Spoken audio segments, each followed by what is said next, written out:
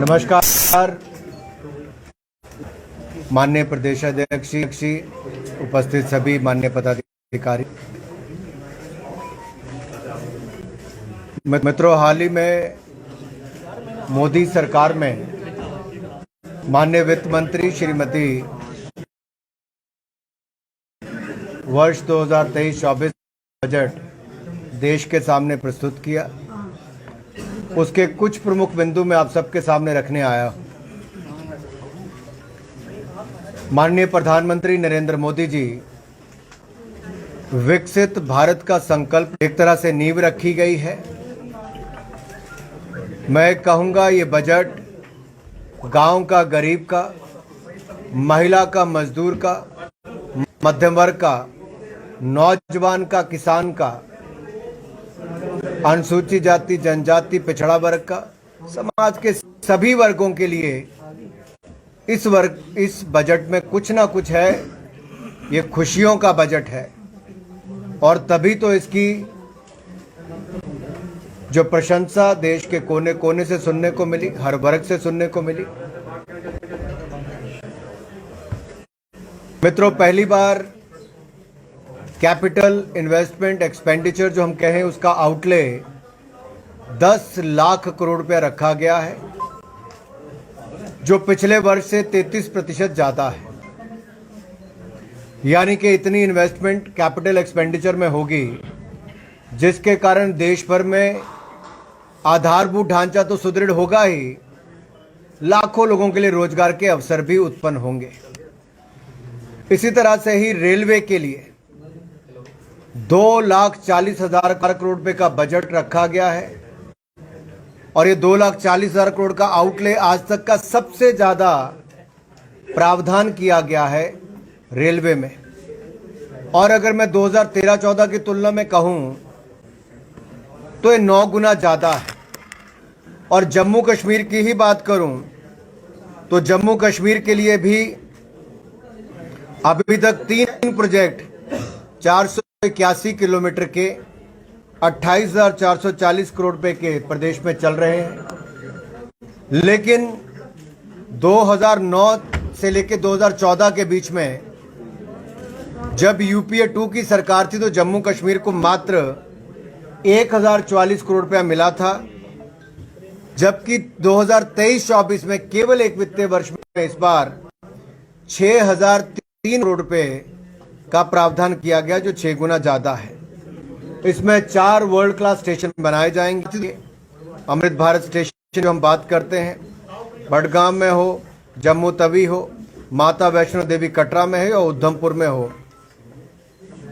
और यही नहीं, इसके अलावा मैं राज्य की बातें बाद में, लेकिन पहले कुल मिलाकर दुनिया भर के देश जो कोविड के महामारी में चुनौतियां देख रहे थे, अर्थव्यवस्था बहुत सारे देशों की चरमराई भी, लेकिन भारत ने इस कोविड काल के समय जो मोदी जी के नेतृत्व में कदम उठाए, उसका लाभ ये देखने को मिला कि दुनिया की बड़ी अर्थव्यवस्थाओं में सबसे तेजी से बढ़ने वाली अर्थव्यवस्था आज भारत है। और इस वर्ष भी आंकलन ये है कि 7% की दर से भारत में जीडीपी की दर रहेगी। वहीं पर अगर मैं गरीबों की बात करूं तो प्रधानमंत्री आवास योजना में 3.5 करोड़ से ज्यादा पक्के मकानों की स्वीकृति हुई। लगभग 3 करोड़ के लगभग पक्के मकान बनाकर दिए जा चुके हैं। और आज तक का सबसे बड़ा बजट प्रधानमंत्री आवास योजना में 79,000 करोड़ रुपए का बजट का प्रावधान किया गया है, जो पिछले वर्ष की तुलना में 66% ज्यादा है। इसी तरह से किसानों के लिए भी 20 लाख करोड़ रुपए का किसान क्रेडिट का प्रावधान है, ताकि उनको ऋण की सुविधाएं ज्यादा हो सके और किसान अपने खेती बाड़ी में भी और आगे काम कर सके। एमएसएमई सेक्टर जो हमारा लघु सूक्ष्म उद्योग है, उसमें भी 2 लाख करोड़ रुपया एमएसएमई क्रेडिट गारंटी स्कीम के अंतर्गत रखा गया है, जो 9,000 करोड़ रुपए का जो भारत सरकार ने अपनी ओर से उसके लिए प्रावधान किया है। लेकिन ये 2 लाख करोड़ का लाभ क्या होगा? जो सूक्ष्म लघु उद्योग हैं उनको ज्यादा पैसा मिल पाएगा, बगैर कोलेट्रल के मिलेगा, और इसमें ब्याज दर भी 1% से ज्यादा कम रहने वाली है। इसी तरह से ही युवाओं की अगर बात करूं तो युवाओं के लिए फ्यूचर वर्क्स 4.0 की जब हम बात करते हैं, जिसमें आर्टिफिशियल इंटेलिजेंस है, कोडिंग है, 3D प्रिंटिंग है, इंटरनेट ऑफ थिंग्स है, इनके लिए स्किलिंग देने का काम भी लाखों लोगों को प्रधानमंत्री कौशल विकास योजना के अंतर्गत किया जाएगा। और 47 लाख युवाओं को स्टाइपन देने का काम भी किया जाएगा, इसके लिए भी करोड़ों रुपए का खर्चा आएगा। फिर 30 स्किल इंडिया इंटरनेशनल सेंटर देश के अलग अलग कोनों में खोले जाएंगे ताकि प्रशिक्षण भारत के युवाओं को दिया जा सके।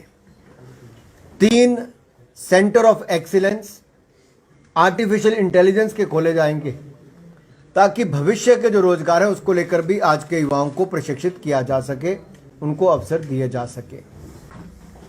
यही नहीं मित्रों, अगर अब तक का भी आप देखेंगे तो बहुत सारी ऐसी, मैं उसमें उपलब्धियों पे तो बाद में आऊंगा। मध्यम वर्ग के लिए मुझे याद है पिछली बार भी जब मैं जम्मू भी आया और उससे पहले कुछ राज्यों में और गया, तो ये चर्चा आती थी कि मध्यम वर्ग के लिए क्या इनकम टैक्स में राहत कब दोगे। तो मुझे कहते हुए प्रसन्नता है कि 7 लाख रुपए तक आपको 1 रुपया भी टैक्स नहीं देना है। जो हमारे सरकारी कर्मचारी हैं या आज के भी हमारे जो बाकी व्यापारी, आपको 7 लाख रुपए तक कोई टैक्स नहीं देना है। जो आपको पुरानी टैक्स व्यवस्था के हिसाब से 33,800 रुपये देने पड़ते थे, और इसी तरह से अगर आप देखो तो 9 लाख पर पुरानी कर व्यवस्था के हिसाब से आपको 62,400 देने पड़ते थे, नई के हिसाब से 45,000 रुपये ही देने पड़ेंगे, यानी कि 5% आपको केवल टैक्स लगेगा। और अगर आप 15 लाख रुपए तक की आय आपकी है तो आपको 45,000 रुपये का फायदा इस पे होगा। अब आपको केवल 1.5 लाख रुपया ही इस पे टैक्स देना पड़ेगा, यानी कि 10% ही आप उस पर टैक्स दे रहे हो। ये अपने आप में जहां एक और लोगों की बचत की ओर भी आपको लेके जा रहा है, वहीं पर देश में पिछले 2-3 सालों में अगर आपने देखा, 2 सालों में कोविड के समय जहां एक और इनडायरेक्ट टैक्सेस में भी लगातार जीएसटी की कलेक्शन बढ़ी, कभी 1 लाख करोड़ रुपए भी नहीं होता था, तो अब 1,60,000 करोड़, 1,50,000 करोड़, 1,48,000 करोड़, इस तरह की कलेक्शन आती है। तो वहीं पर डायरेक्ट टैक्सेस, जिसको हम इनकम टैक्स बात हम सब लोग पे करते हैं, वो भी कॉरपोरेशन टैक्स, उसमें भी वृद्धि हुई है। तो कुल मिलाकर देश के टैक्स पेयर को भी लगा कि जो टैक्स का पैसा वो देता है, मोदी सरकार उसको गरीबों के कल्याण पर, देश के विकास पर खर्च करती है। और इसीलिए टैक्स में राहत भी दी गई कि मध्यम वर्ग को इसमें राहत भी मिले, गरीबों को, लोअर इनकम ग्रुप को भी इसमें लाभ मिल सके। इनकम टैक्स रिटर्न का प्रोसेसिंग टाइम 93 दिन से कम करके अब मात्र 16 दिन रह गया। आपने देखो कि रिफंड भी बहुत तेजी से वापस आने शुरू हुए। इसी तरह से ही हमने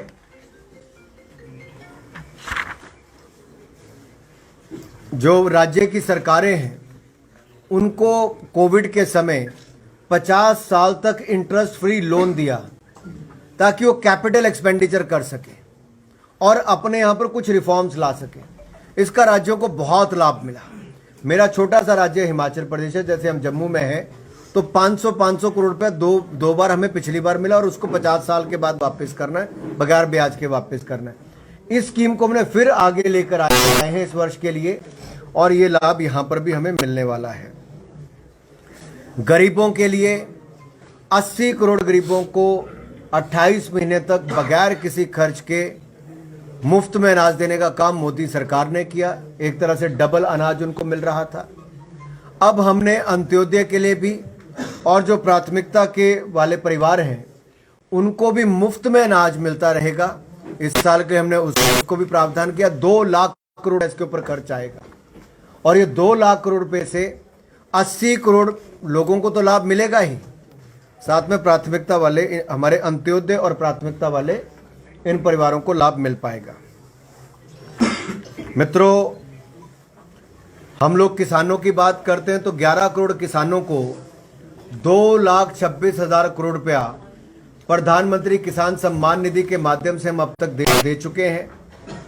और पिछली बार भी पिछले 1-2 सालों में दुनिया भर में फर्टिलाइजर्स के, यूरिया के दाम 3 गुना बढ़ गए। मोदी सरकार ने किसानों के ऊपर बढ़ते दामों का कोई बोझ नहीं पड़ने दिया, 1 रुपया भी नहीं बढ़ाया। और ये जो 11 करोड़ किसानों को पैसे मिले, इसमें महिला किसान भी हैं। अब भी किसानों को कई बार क्या है, जल्दी में सामान बेचना पड़ता था, स्टोरेज की सुविधा नहीं थी। अब हम पंचायत स्तर पर स्टोरेज की सुविधा बनाएंगे। किसान जब चाहे तब अपने अनाज को बेचे, जब मंडी में उसको दाम अच्छा मिले, ई-नैम के माध्यम से बेचे, या बाकी कंप्यूटराइजेशन हम जो कोऑपरेटिव सोसाइटी से लेके बाकी का कर रहे हैं, जिसमें 25,000 करोड़ रुपए अलग से खर्च हो रहा है, वो अलग है। तो ये डिसेंट्रलाइज स्टोरेज कैपेसिटी हम देश के हर जिला में पंचायत स्तर पे बनाने जा रहे हैं, ताकि किसान वहां पर भंडारण कर सके। और मिलेट, जिसको मोटा अनाज भी एक तरह से कहते हैं, रागी है, बाजरा है, इस तरह से हम उसके भी पैदावार करने के लिए उसको बढ़ावा देंगे। श्री अन्न, इसको हमने जो प्रोग्राम का नाम दिया है, अब इसमें न्यूट्रिशन वैल्यू भी है।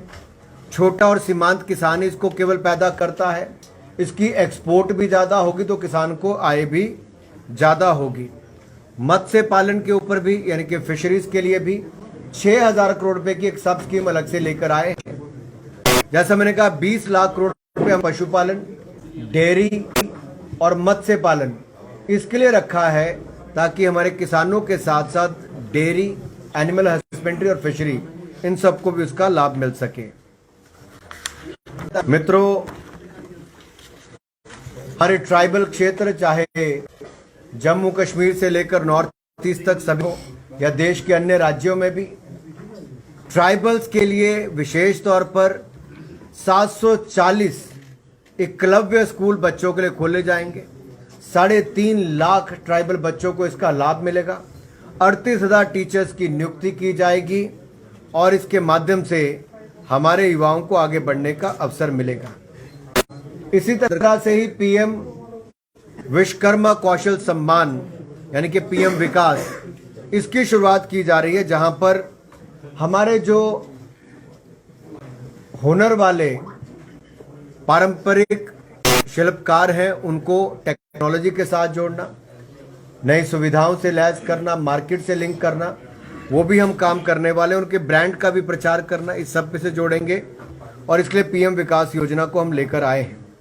स्टार्टअप्स में देश के युवाओं ने शानदार काम किया। जब से प्रधानमंत्री मोदी जी ने युवाओं को स्टार्टअप्स के रास्ते पर चलने के लिए कहा, और ये भी कहा कि युवा रोजगार मांगने वाला नहीं, रोजगार देने वाला बने।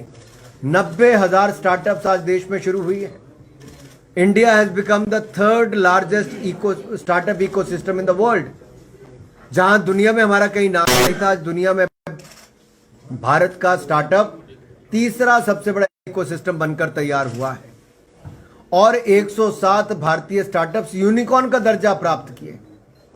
लगभग $30 बिलियन इनकी वैल्यूएशन है। तो लाखों लोगों को रोजगार भी दिया और आगे भी। अब इनके लिए हमने 1 साल के लिए और इनकम टैक्स का छूट भी दे दी है। लॉसेस बुक करने हो तो आप उसको भी कर सकते हैं, लॉसेस को कैरी फॉरवर्ड करना है तो उसका भी आपको इसमें प्रावधान किया है। महिलाओं के लिए भी महिला सम्मान बचत पत्र 2 लाख रुपए के आप डिपॉजिट करेंगी। महिलाएं, युवतियां, महिलाएं दोनों ही कर सकती हैं। और 2 साल के इस बचत पत्र में 7.5% आपको ब्याज मिलेगा, जो अपने आप एक बहुत आकर्षक। यही नहीं, सेल्फ हेल्प ग्रुप 80 लाख से ज्यादा हमारे पूरे देश में है। 9 करोड़ महिलाएं इससे जुड़ी हैं। इन 9 करोड़ महिलाओं को जिस तरह से हमने किसानों के लिए एफपीओज बनाए, फार्मर प्रोड्यूसर ऑर्गेनाइजेशन, या उनको मार्केट लिंकेज करने का काम किया, इसी तरह से सेल्फ हेल्प ग्रुप की महिलाओं को, जो स्वयं सहायता समूह जिसको हम कहते हैं, उनकी 9 करोड़ महिलाओं को हम मार्केट लिंकेज देने का काम, टेक्नोलॉजी से जोड़ने का काम, ये सब करने वाले हैं। कोऑपरेटिव सेक्टर पर हमने शानदार काम किया है। नया कोऑपरेशन मंत्रालय अलग से बनाया है, जैसे स्किल मंत्रालय अलग है, कोऑपरेशन मंत्रालय अलग बना है, पहली बार बना है। देश भर की कोऑपरेटिव्स को जहां एक और 3 लाख रुपए कैश तक के लिए हमने वो छूट अलग से की है, इनकम टैक्स में राहत उनको दी है, स्लैब किया है। वहीं पर ही हमने उनके कंप्यूटराइजेशन के लिए भी हजारों करोड़ रुपया खर्च करने का काम किया, कर रहे हैं, उसका प्रावधान इसमें किया है। यही नहीं, लास्ट माइल कनेक्टिविटी को देखते हुए 75,000 करोड़ रुपए का प्रावधान अलग से किया। ऐसे प्रोजेक्ट जिसपे हम कोयला, कॉटन या फर्टिलाइजर्स, माइनिंग, इस सब के जोड़ के जहां पर ट्रांसपोर्टेशन को और आसान किया जा सकता है, टाइम कम हो, उसके लिए भी इसका प्रावधान किया गया है। अब ट्राइबल वाले बच्चे जो हमारे हैं, अनुसूचित जाति के और अनुसूचित जनजाति के, इनके लिए भी क्या किया है? इनके लिए भी जो स्कॉलरशिप है वो 6,359 करोड़ रुपया हमने अनुसूचित जाति के बच्चों के लिए इसमें अलग से करने का प्रावधान किया है। शहरी जो सुविधाएं हैं उसमें शहरी आवश्यकताओं को देखते हुए, क्योंकि देश की लगभग 35% आबादी आज शहरों में रहती है और टीयर 2, टीयर 3 के जो शहर हैं, जैसे जम्मू भी हमारा उनमें से एक आएगा, 10,000 करोड़ रुपए का प्रावधान उसमें किया है कि एक नए शहरी बुनियादी ढांचा विकास कोष इसको हम बनाएंगे और इसमें रहने वाले शहरों को जो सुविधाएं चाहिए उसको भी इसमें देखकर करेंगे। इसी तरह से ही टूरिज्म सेक्टर को और महत्व देने के लिए टूरिज्म के लिए भी अलग से फंड क्रिएट किया गया है। उसमें अलग अलग शहरों के ऐसे 50 हम लोग डेस्टिनेशंस को चुन पाए, जो नए स्थलों को विश्व स्तरीय पर्यटन स्थल हम बनाएंगे। और यही नहीं, यूनिटी मॉल भी हम हर राज्य में खोलेंगे ताकि वन डिस्ट्रिक्ट वन प्रोडक्ट के प्रोडक्ट्स को, सेल्फ हेल्प ग्रुप के प्रोडक्ट्स को, उनमें भी हम स्थान देने का काम कर सकें। वेस्ट टू वेल्थ, क्योंकि कचरे से आप आय कैसे कर सकें। एक और जहां गोवर्धन योजना हम लेकर आए हैं, ऐसे 500 यूनिट लगवाएंगे, 10,000 करोड़ रुपए का प्रावधान उसके लिए भी किया गया है। तो दूसरी ओर भारत को ग्रीन इकोनॉमी बनाने के लिए 35,000 करोड़ रुपए का अलग से प्रावधान किया। Bharat global hub green hydrogen का बने, तो उसके लिए 8 लाख करोड़ रुपए का निवेश भारत में आएगा। 8 लाख से ज्यादा के रोजगार अवसर सीधे तौर पे उसके मिल पाएंगे। जैसे लद्दाख में हम रिन्यूएबल एनर्जी के माध्यम से बिजली जो पैदा करेंगे, अब उसको इवैक्यूएशन करके ट्रांसमिशन लाइन से लाना है, तो 19,700 करोड़ रुपए का प्रावधान उसके लिए भी किया है ताकि उसको हम इवैक्यूएट करके ले जा सकें। यही नहीं, जहां तक वन रैंक वन पेंशन भी मोदी सरकार ने ही किया, अब उनकी पेंशन को रिवीजन करने का काम भी कुछ महीने पहले मोदी सरकार ने ही किया। अग्निवीर कॉर्पस फंड ये भी हम क्रिएट करेंगे और अग्निवीर को जो कॉर्पस फंड से पैसा मिलेगा, इनकम टैक्स से उसको छूट भी होगी, कर से छूट भी मिलेगी, ये भी उसमें हम करने जा रहे हैं। ऐसा ही नहीं, 5G लॉन्च भी 100 से ज्यादा हम ऐसे इंजीनियरिंग कॉलेज में उनके टेक्नोलॉजी के सेंटर भी खोलेंगे ताकि उस पर अध्ययन भी और हो सके। ऐसी बहुत सारी मैं आपको लंबी लिस्ट गिना सकता हूं, लेकिन मैं फर्क बताना चाहता हूं क्या क्या हुआ है। कृषि हमारे देश के लिए बहुत महत्वपूर्ण क्षेत्र है। 2013-14 में जब मोदी जी की सरकार बनी तो कांग्रेस के समय क्या बजट था कृषि का? 21,933 करोड़, आज बढ़कर 1,25,000 करोड़ रुपया उसका हो गया है।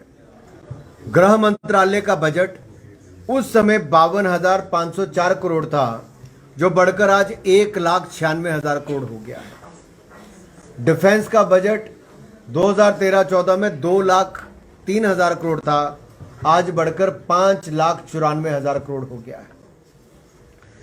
रोड ट्रांसपोर्ट हाईवेज 25,859 करोड़ रुपया बजट था, जो बढ़कर 2,70,000 करोड़ रुपया हो गया है। रेलवे का बजट 63,363 करोड़ रुपया था, जो बढ़कर 2,40,000 करोड़ हो गया है। कंज्यूमर अफेयर्स का 1,00,000 करोड़ रुपया बजट था जो बढ़कर 2,06,000 करोड़ हो गया है। ग्रामीण विकास गांव की जब हम बात करते हैं तो 80,194 करोड़ बजट था जो बढ़कर 1,60,000 करोड़ हो गया है। एजुकेशन 79,451 करोड़ रुपया बजट था जो बढ़कर 1,12,000 करोड़ हो गया है।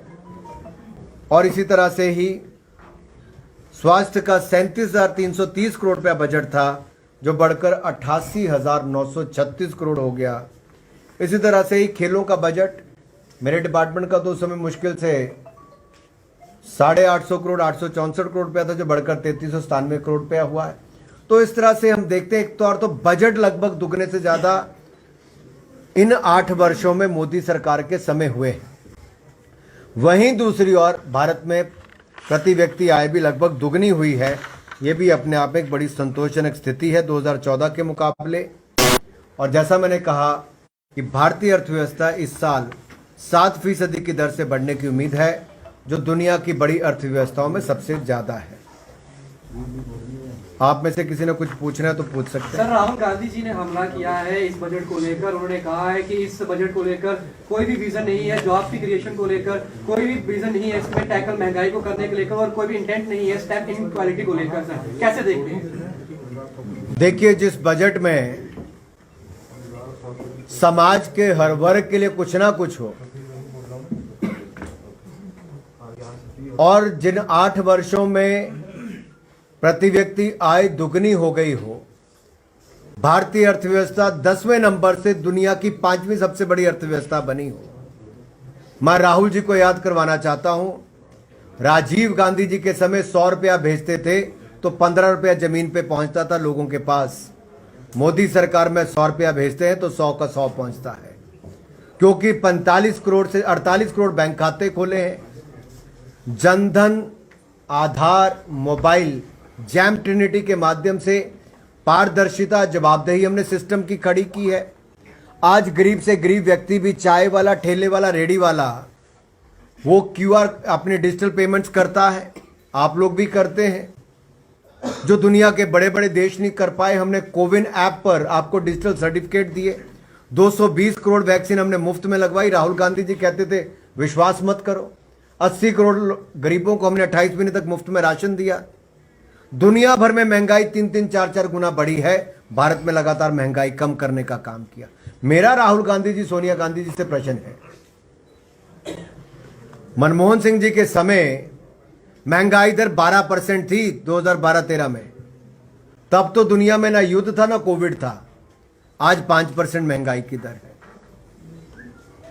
हमने महंगाई को भी नियंत्रण में रखा है और निर्यात भी ज्यादा किया है। इनके समय हथियारों के सबसे बड़े इंपोर्ट करने वाला देश भारत था। हमने 16,000 करोड़ रुपए का निर्यात किया, एक्सपोर्ट किया है। और यही नहीं, सेकंड लार्जेस्ट मोबाइल इंपोर्टर होता था भारत, आज सेकंड लार्जेस्ट मैन्युफैक्चरर बनाकर हमने दिखाया है। इनके समय बिजली नहीं आती थी, हमने घर में बिजली पहुंचा दी। इनके समय महिलाओं को धुआं भुगतना पड़ता था। पानी लेने के लिए और लकड़ी लाने के लिए 6 घंटे दिन के महिलाओं के जाते थे। आज 11 करोड़ महिलाओं को रसोई गैस का सिलेंडर मिला है। 6 करोड़ पानी के नए कनेक्शन मिले हैं। 3 करोड़ 25 लाख लोगों को पक्के मकान बनाकर दे दिए। कांग्रेस जो 60 साल में नहीं कर पाई, मोदी सरकार ने 8 साल में किया है। एक करके पूरा प्रावधान ला के आपने कि मध्यम वर्ग के लिए सबसे ज्यादा सहूलियत है 7 लाख की जो स्लैब की है इनकम टैक्स की। लेकिन यहाँ पर आप अमृत काल जिसको दे रहे हैं, विपक्ष उसको कह रहा है कि मित्र काल, और चुनावी चश्मे के साथ देखा जा रहा है कि अगले प्रधानमंत्री की कुर्सी की सीढ़ी यहीं से होकर निकलेगी। क्या कहेंगे? देखिए, विपक्ष अगर अपना राजनीतिक चश्मा उतार के देखेगा तो उनको समझ में आएगा कि डायरेक्ट टैक्स, इनडायरेक्ट टैक्स वो तो बड़ा ही, क्योंकि ईमानदारी आई, लोगों को विश्वास आया कि सरकार को अगर टैक्स पे करते हैं तो सरकार एक एक रुपया गरीब के कल्याण के लिए खर्च करती है।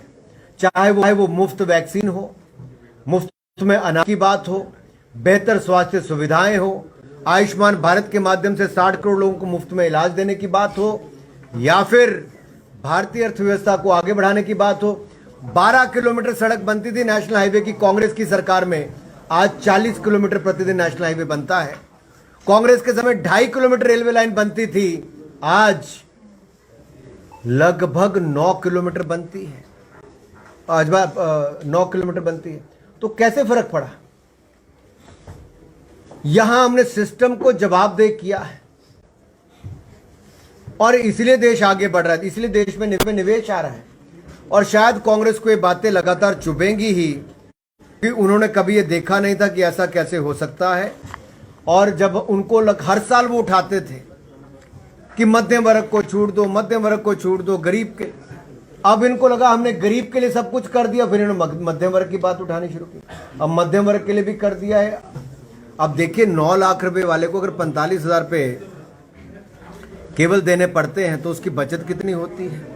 परिवार में 2 लोग हैं, जैसा मैंने पहले कहा कि 15 लाख की आय वाले के लिए अगर इतना पैसा बचता है, केवल उसको 10% टैक्स देना पड़ता है, तो परिवार की बचत लगभग 1.5 लाख रुपए से ऊपर चले जाती है।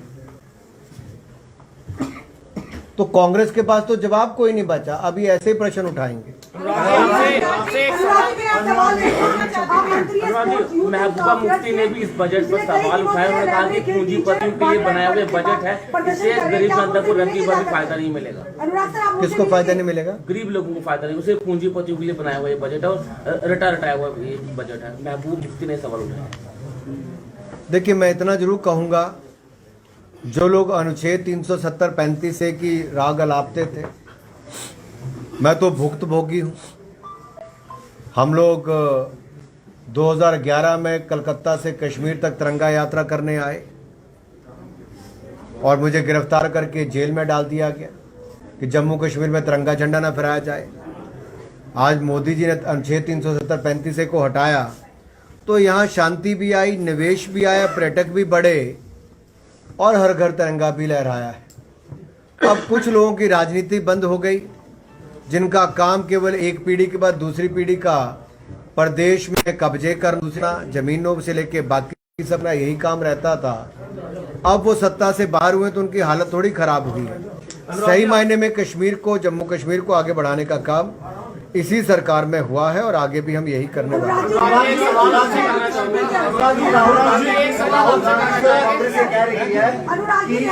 भारतीय जनता पार्टी जो है आने वाले दिनों में राष्ट्रीय संपत्ति 50,000 करोड़ की बेचने की तैयारी में है। और राहुल गांधी और कांग्रेस सरकार ये कह रही है कि भारतीय जनता पार्टी 2024 तक राष्ट्रीय संपत्ति बेचने की तैयारी में है और ये वो सरकार है जो कहा करती थी कि हम देश नहीं बिकने देंगे। ऐसा राहुल गांधी और कांग्रेस पार्टी का कहना है।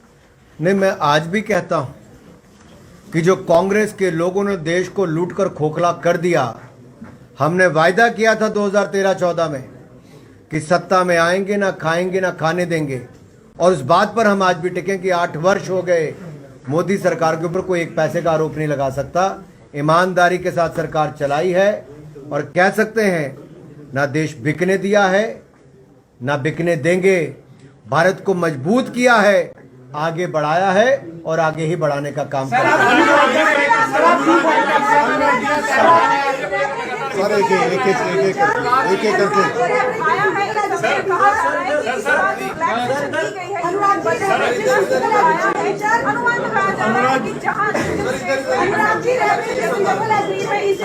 सबसे ज्यादा डिमांड की जा रही है असेंबली इलेक्शंस की, कब असेंबली इलेक्शंस होगा। चलिए आगे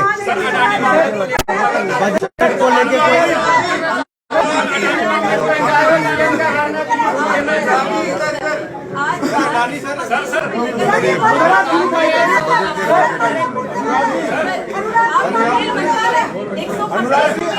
आज खेलों को यहाँ पर जम्मू कश्मीर में बढ़ावा दिया जा रहा है। देखिए, क्या लग रहा है ये सही है? खेलो इंडिया जैसे देखो, मैडम एक मिनट, खेलो इंडिया अभियान माननीय प्रधानमंत्री नरेंद्र मोदी जी ने शुरू किया और युवा और खेल मोदी जी की सदा प्राथमिकता रही है। और अगर आप पूरे बजट में देखोगे तो युवा केंद्र बिंदु है। युवाओं के लिए रोजगार की बात हो, युवाओं के लिए प्रशिक्षण की बात हो, युवाओं के लिए खेलकूद की बात हो, या युवा के लिए ग्रीन एंड सस्टेनेबल भारत बनाने की बात हो, green growth, green economy, green investment and green jobs, इसका संकल्प इस पूरे बजट में दिखता है। और युवाओं के लिए भविष्य का भारत कैसा हो, सक्षम समृद्ध भारत हो। और ये मैं कहना चाहता हूं, ये समावेशी हमने ये बजट है, ये अगर हम कुल मिलाकर कहें, ये सभी वर्गों के लिए है, दूरदर्शी है, पारदर्शी है, सर्वसमावेशी है। और मैं तो इतना कहूंगा आप सबके लिए कि खेलो इंडिया जो अभियान है उसके अंतर्गत यूथ गेम्स अभी भोपाल में हो रही है, रिकॉर्ड भागीदारी वहां पे हुई। यूनिवर्सिटी गेम्स पिछली बार कर्नाटक में हुई, अब उत्तर प्रदेश में होने वाली है। और खेलो इंडिया विंटर गेम्स 10 फरवरी से 14 फरवरी तक कहीं और नहीं, हमारे ही कश्मीर में होने जा रहा। देश भर से आए हुए 6 दिनों तक ये खेल चलेंगे। 11 गेम्स इसमें होंगी। 1500 से ज्यादा खिलाड़ी 29 राज्यों और यूनियन टेरिटरी से इसमें भाग लेंगे। ये ऐतिहासिक इस बार विंटर गेम्स होने वाली है।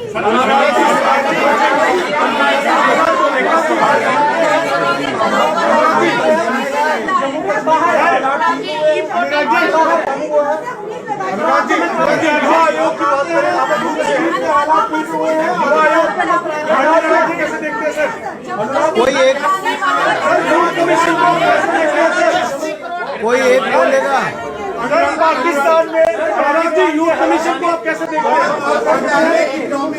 बजट को लेके कोई सवाल है? बजट को लेकर सवाल चल रहा है, एक आदमी बोले एट ए टाइम सर। उसमें ऑपोजिशन जो है वो लगातार मांग कर रही है कि अडानी को लेकर जो रो हुआ है, ज्वाइंट पार्लियामेंट्री कमेटी बनाई जाए, लगातार कार्रवाई भी स्थगित की जा रही है। क्या कहना चाहेंगे आप? मैं इतना ही कहूंगा, विपक्ष का रवैया, जहां एक और राष्ट्रपति जी का अपमान एक बार नहीं बार बार करने का काम करते हैं, ये दुर्भाग्य है विपक्ष का ये रवैया। और इस रवैये से राष्ट्रपति भाषण पे जो उनकी प्रतिक्रिया रही वो अपने आप में निंदनीय भी है, उससे माफी भी उनको मांगनी चाहिए। दूसरी ओर जब बजट में उन्होंने देखा कि सभी वर्गों के लिए इस बजट में कुछ ना कुछ है, पारदर्शी है, दूरदर्शी है, सर्वसमावेशी है, तो उनकी बोलती बंद हो गई। बजट पे चर्चा करने की बजाय हो हल्ला करने का काम विपक्ष कर रहा है। और मैं इतना ही कहूंगा, ये जो आरोप कुछ बातों को लेकर वो लगाते हैं, उस पे बैंक हो, LIC हो, RBI हो, वित्त मंत्री, सबने अपनी बात कही है। विपक्ष चर्चा से क्यों भागता है?